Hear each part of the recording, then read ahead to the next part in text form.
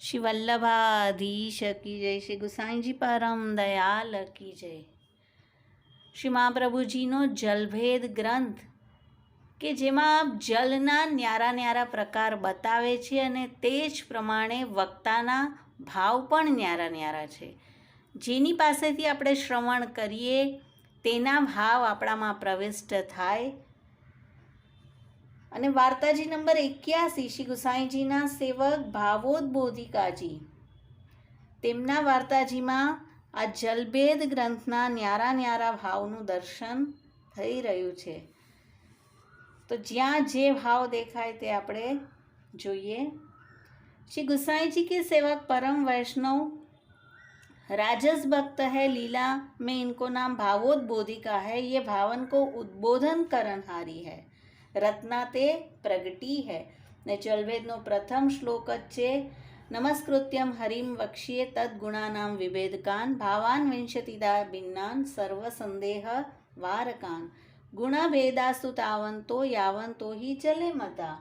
હરિને નમન કરી તેમના ગુણોને વિભેદ કરવાવાળા 20 પ્રકારના ભાવ કહીશ, જે સર્વ સંદેહ દૂર કરવાવાળા છે.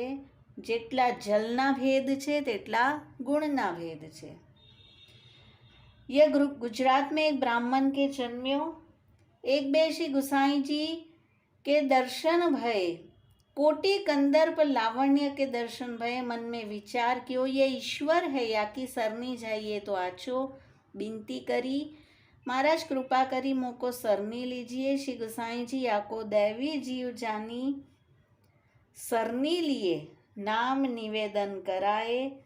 અને જલભેદમાં આવી રહ્યું છે, પ્રભુ ઈશ્વર સર્વસમર્થ જાણીને જે વર્ણન કરે તેના ભાવ ક્ષીરોદ એટલે કે दूधना समुद्र समान છે. सो वा गाम में एक वही वैष्णव हतो. वा गाम में और कोई दूसरो वैष्णव को घर न हतो. यह वैष्णव को गाम मार्ग में हतो. હવે આવી રહ્યું છે સાધનાદિ પ્રકારેણ નવધા ભક્તિ માર્ગત. 10મા શ્લોકનું કે ભક્તિ માર્ગમાં જે નવધા ભક્તિ બતાવી છે, તો ઘર ક્યાં છે? ભક્તિના માર્ગમાં જ છે. કારણ કે અહીંયાથી શ્રી ગુસાઈજી હવે પધારવાના છે, તો 9 ભક્તિનું અહીંયા આપણને દર્શન કરાવશે. सो ता समय खबरी भई जो श्री गुसाई जी यहाँ पधारत है, तब वह वैष्णव सुनत ही श्री गुसाई जी पधारी रहा छे ते श्रवण कर्यो. श्रवण भक्ति. अब आगे जाए वा मार्ग के बीच में आई के ठाड़ो भयो. श्री गुसाईजीना मार्गમાં આવીને શ્રી ગુસાઈજીને રોકી રહ્યા છે અને આ થયું સખ્ય ભક્તિ. सो श्री गुसाई जी को अवलोकन करी अर्चन भक्ति. વેણુગીતમાં છે પૂજા દદુર વિરચિતા પ્રણયાવલોકન. અવલોકન કરી રહ્યા છે અર્ચન ભક્તિ. इनके चरणारविंद पर माथो धरी के वंदन भक्ति. साष्टांग दंडवत करी के दास्य भक्ति. फेरी बिनती करी और अपने घर ताई श्री गुसाई जी को पधराई लायो. केवी बिनती करी हसे કે શ્રી ગુસાઈજીએ તેના ઘરે પધારવું પડ્યું. કીર્તન ભક્તિ. પરી વાકો ઘર નિપટ છોટો હતો તો ઉहाँ डेरा करवाए. श्री गुसाईजी वैष्णव के आग्रह से उहाँ ही भोजन किए. पाछे पोढ़े आत्मनिवेदन भक्ति. पाछे ब्रजवासी टलुआन को भली भांति रसोई करवाई. पाछे ब्रजवासी वहाँ प्रसाद लिए. पाछे उत्थापन के समय श्री गुसाई जी गादी तकिया पर बैठे हते, तब वह वैष्णव श्री गुसाई जी के पास बैठी चरणारविंद की सेवा करत हतो. पाद सेवन भक्ति. तब श्री गुसाई जी पूछे, यहाँ तेरो निर्वाह कैसे, कौन भांति चलत है? तब वाने कही, महाराज एक बार आप यहाँ पहले पधारे हते. एक वृक्ष के नीचे महाराज ने डेरा कियो हतो. महाराज ने मोको सरनी लियो हतो. आपके कोटि कंदर्प लावण्य रूप से वहाँ दर्शन दिए. सो या वृक्ष ने हूँ नाम निवेदन मंत्र सुन्यो हतो और आपके पूरन पुरुषोत्तम के दर्शन पाए हते. तब मैंने जानी जो यह वृक्ष तो कोई वैष्णव है. स्मरण भक्ति. ताते महाराज मैं नित्य वाही वृक्ष के नीचे जाए के बैठा हूँ और वाह वृक्ष सो राज, मैं तुम्हारे ही नाम लेके गुणानुवाद करत हूँ। पाछे अपने घर को उठी आवत हो। तब श्री गुसाई जी वैष्णव की बात सुनी, बहुत प्रसन्न भये। गुणातीत दया शुद्धान सच्चिदानंद रूपिणा सर्वानेव गुणान विष्णु वर्णयंती विचक्षणा ते અમૃતોદા સમાખ્યાતા સદવાકપાન સુદુર્લભ। કેવું વર્ણન કરી રહ્યા છે શ્રી ગુસાઈજીનું પૂર્ણ પુરુષોત્તમનું, કોટિ કંદર્પ લાવણ્ય સ્વરૂપનું। तब श्री गुसाई जी श्रीमुख से कही, मैंने तो लौकिक बात पूछी હતી, याने अलौकिकता से उत्तर दियो। એમાં આવશે अलौकिक ज्ञानेन तू प्रोक्ता हरेर गुणा कादाचित्का शब्दागम्या पतत शब्दा प्रकीर्तिता।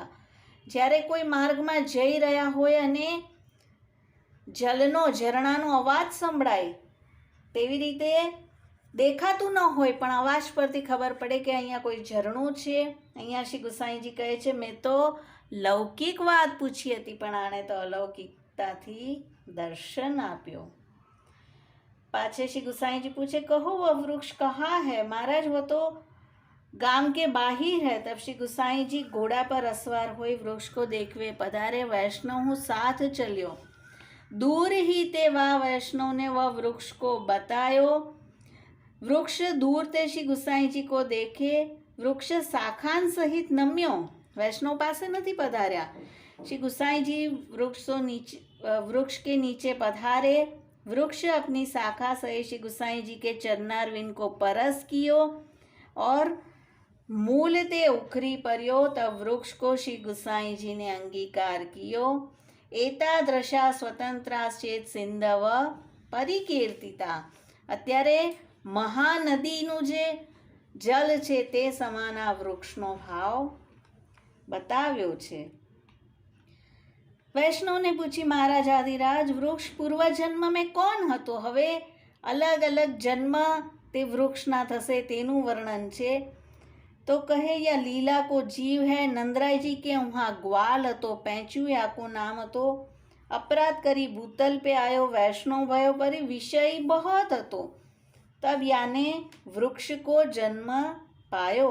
अलग अलग तेना जन्म थया तेनु कहे छे। अनेक जन्म संसिद्धा जन्म प्रभुति सर्वदा संगादि गुण दोषाभ्याम वृद्धि क्षय युता भुवि निरंतर उद्गम युता नद्यस्ते परिकीर्तिता। नदीना भाव સમાન તેનું બતાવ્યું।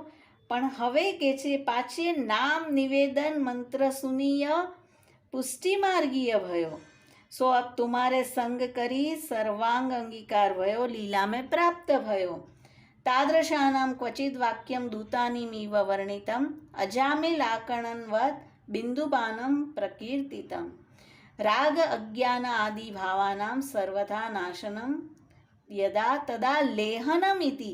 જેવી રીતે આમરસનો કટોરો હોય અને સ્વાદ લઈ લઈને કોઈ લે તો વિશેષ આનંદ થાય, તે રીતે અહીંયા રાગ અજ્ઞાનનો તેનો નાશ થઈ ગયો અને લેહન એટલે કે એક એક ઘૂંટ ભરીને તેણે વાકપાનનું શ્રવણ કર્યું, તાદ્રશીના વચનનું, અને હવે સ્વ આનંદ ઉદ્ગમ કારણ એટલે કે લીલા પ્રાપ્તિ થઈ।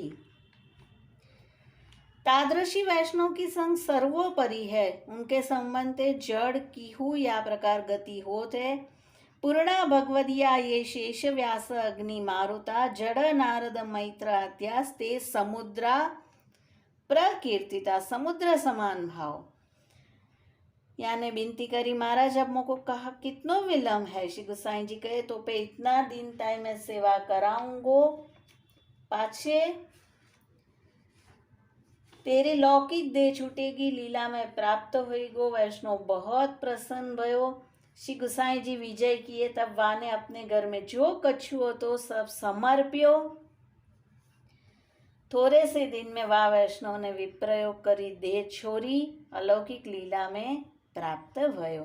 तो ભાવોદબોધિકાજી છે અને શ્રી ગુસાઈજીના એટલા બધા કૃપાપાત્ર સેવક છે અને શ્રી ગુસાઈજી શ્રી વલ્લભની અત્યંત કૃપાથી જલભેદ ગ્રંથના ન્યારા ન્યારા જે જલના વર્ણન છે અને વક્તાના જે ભાવ છે તેનું દર્શન તેમણે તેમના વાર્તાજીમાં કરાવ્યું. શ્રી વલ્લભાધીશ કી જય. શ્રી સાંઈજી પરમ દયાલ કી જય.